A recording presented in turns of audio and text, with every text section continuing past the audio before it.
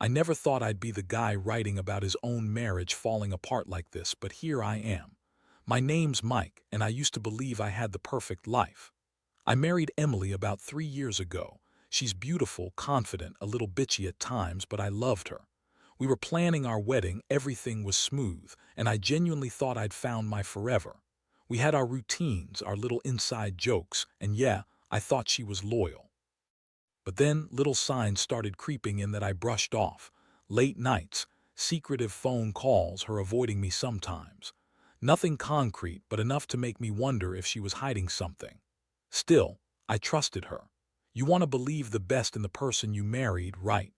It was about 2 months before the wedding when I first noticed her acting weird around the house. She'd get defensive if I asked her about her phone, or she'd quickly change the subject if I caught her texting late at night. I remember one particular night. I was upstairs, getting ready for bed when I heard footsteps in the living room. I thought it was her. She said she was working late, so I figured I'd check. When I peeked out, I saw the light from her phone flickering under the door. I didn't think much of it at first. I waited until she went to sleep, then I snuck into the living room, and that's when I saw it. Her messages. They weren't explicit at first, just casual talk, but the tone was different. Flirty, almost like she was trying to hide something, but she'd slipped up in her texts. I remember feeling my stomach tight, my chest get heavy, but I told myself it was nothing. Maybe I was paranoid. Then came the little things that kept piling up. Her phone started going off constantly, always in her purse, always with a new number. She'd get annoyed if I asked to see her messages, calling me paranoid or insecure. I was starting to feel like I was losing my grip on reality, but I kept pushing it away. I thought maybe I'm overreacting. Maybe it's just work stress or she's bored. But deep down, I knew I was. Something was wrong, I just didn't want to face it. I tried to tell myself that she loved me, that maybe. I was imagining things because I was nervous about the wedding. But when I caught her in a lie about where she was that night, it all came crashing down. It happened on a Thursday.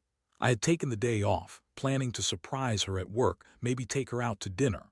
When I called her office, her coworker answered, said she hadn't seen Emily all day. That was strange because she'd told me she was working late. I decided to swing by her office just to see for myself. When I got there, her car wasn't in the lot, but I saw her inside. A man I didn't recognize sitting very close to her. They were laughing, touching her arm, and I swear she looked more relaxed than I'd ever seen her. My stomach dropped. I knew then that whatever I thought was happening was happening. That was the moment I realized I'd been completely blind. Emily had been sneaking around for months with my best friend James. They'd been meeting at my house every night. How many nights did I miss? How many times did I ignore the signs?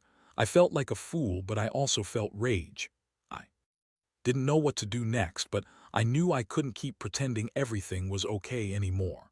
After I saw Emily with James that day, everything changed. I kept my cool, but inside I was boiling. I took a step back and decided I needed to confirm what I already suspected, that this wasn't just a one-time thing. I didn't want to jump to conclusions, but my gut was telling me otherwise. Over the next few days, I started paying more attention, watching her moves, listening to her excuses, noticing the little things she did that didn't add up. She was still acting bitchy, dismissive, and flippant, which I guess was her way of covering up or deflecting. She'd lie about her whereabouts, say she was at work or running errands when I knew she was meeting James.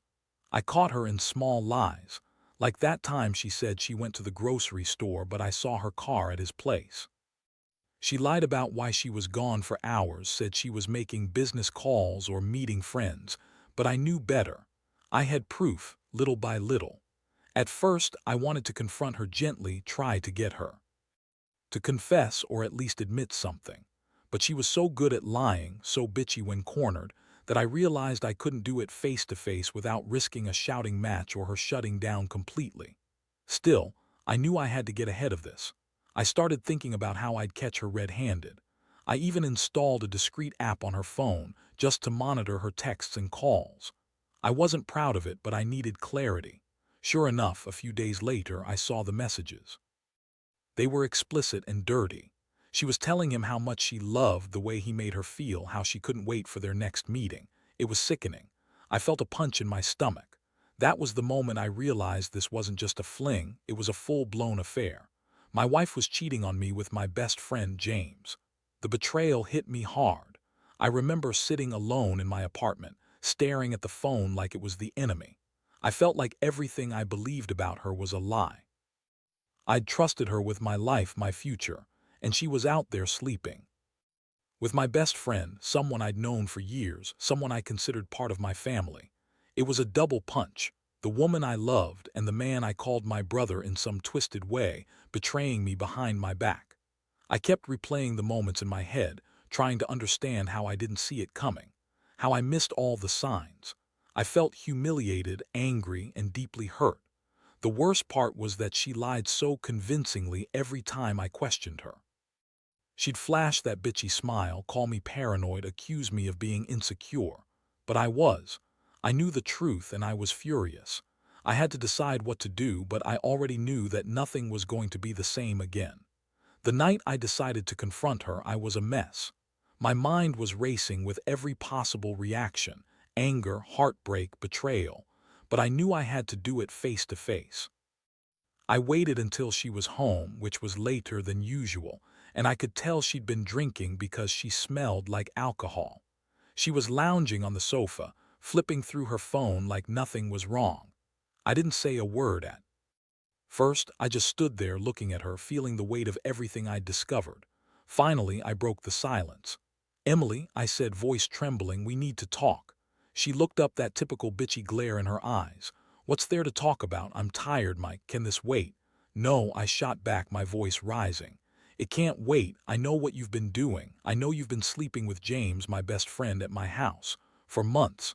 How many nights did I miss? How many times did I ignore the signs?" She rolled her eyes, scoffing. "You're crazy. You're just jealous. James and I are just friends. You're imagining things like always." I lost it. "Don't lie to me, Emily. Don't pretend I don't see what's happening. I've seen the messages, the late-night meetings. And you're so goddamn good at lying, I almost believed you. But I'm done. I want the truth now. Who else knows? Is there anyone else you're messing around with?" She scoffed again, then got up from the couch, walking toward me with that fake, condescending smirk. "You better not accuse me of anything I did. Do, Mike? Maybe you're just insecure. Maybe you're the one with issues. Honestly, I don't owe you anything. You're not a perfect husband. You're boring, and I was just trying to get some excitement." That was it. I saw red. The anger was so hot I could barely think. I pulled her aside, voice low but intense. "Don't you dare call me boring. You're the one cheating behind my back with my best friend. That's what's boring. That's what's despicable. I want you to leave tonight. Pack your shit and get out." She looked at me, her eyes narrowing. "Fine. If you want to play the victim, go ahead, but I'm not leaving. You're not worth it. I don't care what you know. I've moved on and I'm done pretending. So do whatever you want, but I'm not going anywhere." That was the moment I realized she had no intention of stopping or even admitting the truth. She was so confident, so full of herself, that it made me feel even more betrayed. I felt a strange mix of fury and despair. I didn't sleep that night. I kept replaying everything, trying to understand how my wife, the woman I loved and trusted, could do this to me. How James, who I'd considered a good friend, could betray me like this. I kept asking myself what I did wrong, why I wasn't enough, and how I'd ever trust anyone again. My world was falling apart and I didn't even know what to do next. All I knew was I was done being the victim. I was going to do something about it. The following days were a blur. I threw myself into work, trying to distract myself from the chaos inside. But every time I had a free moment, the betrayal hit me all over again, like a punch in the gut. I couldn't sleep, couldn't eat. I kept thinking about what I'd seen, what I'd learned, and how I'd let it all slip past me for so long. The worst part was the way Emily acted, so nonchalant, so bitchy and dismissive, as if she didn't care that she'd shattered everything we had. She kept calling me paranoid, accusing me of overreacting, but I knew the truth. She'd lied so many times I'd lost track. And James, I still couldn't believe he'd do that to me. To us, my best friend. I decided I had to hit back, but I wasn't about to do something stupid. I wanted to make her feel what she'd done, to make James regret ever crossing that line. I knew I'd have to be clever. I started gathering evidence, Screenshots of the messages, pictures of her with James, everything I could use as leverage. I wanted her to see just how much I knew, how much she'd betrayed me. I didn't want to ruin her, not yet, but I wanted her to feel the sting of her own lies. In the meantime, I kept playing it cool, pretending everything was fine when I saw her. I'd avoid her, act like I didn't care, and that made her more irritated. She'd snap at me, accuse me of being insecure or jealous, but I didn't care. I was already over her. One evening, I decided to confront James directly. I tracked him down at a bar with some mutual friends. I didn't want to make a scene, but I needed to see him face to face. When I approached him, his face went pale. I kept my tone calm but deadly serious. "James, I know what you did. Don't bother denying it. You slept with my wife, my best friend, my life. How could you do that to me?" His eyes darted around, then he mumbled something about "it just happened," trying to play innocent. I didn't buy it. I told him I had proof and that if he ever wanted to talk again, he'd better come clean. That night, I realized I couldn't trust either of them anymore. They both crossed a line I never thought they would. That was when I started planning my revenge. Not a childish one, but something calculated. I wanted to make Emily suffer a little, to feel the pain she'd caused me. I started leaking some of the evidence to her friends, the ones I knew she still trusted, just to see if she'd crack. I wanted her to see her lies exposed, to realize she couldn't keep hiding behind her fake smiles. I also made sure she knew I wasn't going to be a pushover. I was ready for her to leave, but I wanted her to leave knowing I'd fought for myself and that she'd lost something: her clean reputation, her manipulative charm. I didn't want her to just walk away scot-free. I wanted her to understand that betrayal has consequences. Meanwhile, my feelings kept swinging. One moment I was furious, the next I was devastated. I couldn't help but blame myself for not seeing it sooner, for trusting her so blindly. But I also knew that this wasn't my fault. She chose to cheat, to lie, to deceive. I wasn't perfect, but I was loyal. And now I had to figure out whether I could forgive her, or if I even wanted to. Every time I thought about her bitchy smirk, I felt this burning desire to make her regret every single lie, every sneaky night with James. I promised myself I wouldn't be the one to cry first, but I was hurting so badly I didn't know if I could hold it together much longer. The next move was mine, and I was ready. Ready to show her she couldn't get away with this, and ready to reclaim whatever dignity I had left. The days passed, and I could feel the tension building inside me. I knew I had to do something, but I also knew I had to be smart about it. I didn't want to let her see how much I was hurting. I wanted her to feel the full weight of her betrayal. I started leaving little clues, hints that I was onto her, changing the locks, making subtle remarks about how I was reevaluating everything, hinting I knew more than I let on. It was a slow game, but I could see her starting to get nervous. She'd snap at me more often, accuse me of snooping, but I just kept quiet. I wanted her to believe I was still clueless, still in the dark, while I was planning my final move. One afternoon, I decided to take a bold step. I called her bluff and left a message for her, just a simple, straightforward note. I told her I knew about her and James, that I had all the evidence I needed, and that I was done pretending. I told her to pack her things and leave that night. Her reaction was priceless. She called me every name in the book, called me insecure, jealous, and every other cliché she could think of. She screamed at me, accused me of ruining her life, but I didn't listen.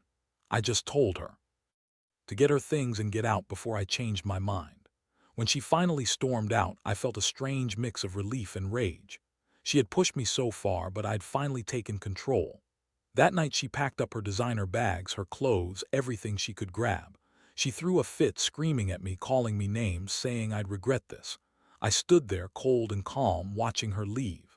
As she slammed the door behind her, I felt a strange sense of peace, like I'd finally taken back some power.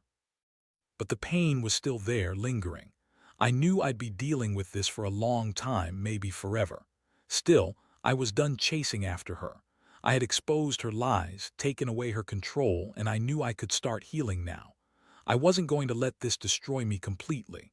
I'd rebuild somehow from this mess. The hardest part was over, but the scars would stay with me for a while. What hurt the most wasn't just her betrayal. It was knowing I'd trusted her, and she'd thrown that all away for some fleeting sex with James. That betrayal, that loss of trust was the real damage. And now I had to figure out how to move on, how to pick up the pieces of a life that suddenly felt broken beyond repair. In the days that followed, I found myself in a strange state of limbo. Part of me wanted to drown in anger, to keep reliving every moment of her betrayal, but another part knew I had to start rebuilding. I changed my routines, cut off contact with Emily entirely. No calls, no texts, no social media stalking. I knew I couldn't keep that chapter open forever, and truthfully, I didn't want to. I began to see my life differently, realizing how much I had let her manipulate and lie to me for so long. It hit me that I'd been so blinded by love, by the idea of what we could be, that I ignored all the signs I wished I'd seen earlier. I also learned something about myself through all this. I am stronger than I thought. Betrayal is a brutal thing, no doubt about it. But it also teaches you who you really are, how much you can endure, how much you can forgive, and when it's time to draw the line. I don't regret finding out the truth. It hurt like hell, but it made me realize that I deserved a partner who respects me, who doesn't lie and cheat and manipulate just to satisfy some sick craving for excitement. I don't need someone like Emily in my life anymore. I've come to accept that sometimes love isn't enough, trust is everything. Now I focus on myself, my career, my friends, and rediscovering what makes me happy outside of that toxic relationship. I've realized I don't need to hold on to anger forever, but I also won't forget what I went through. It's part of my story now, a painful but necessary lesson. If I could give any advice to someone in a similar situation, it'd be this: trust your instincts. Don't ignore the small signs, and don't let someone manipulate your love into something that crushes your spirit. When you find out the truth, face it head on. Confrontation is painful, but it's the only way to truly free yourself. And most importantly, never forget your worth. No matter how betrayed you feel, you are still strong, still capable of healing, and deserving of someone who truly values you. I don't know what the future holds, but I know I'll get there. I've been broken, but I refuse to stay broken. Life goes on, and I'll be damned if I let her or anyone else take that away from me.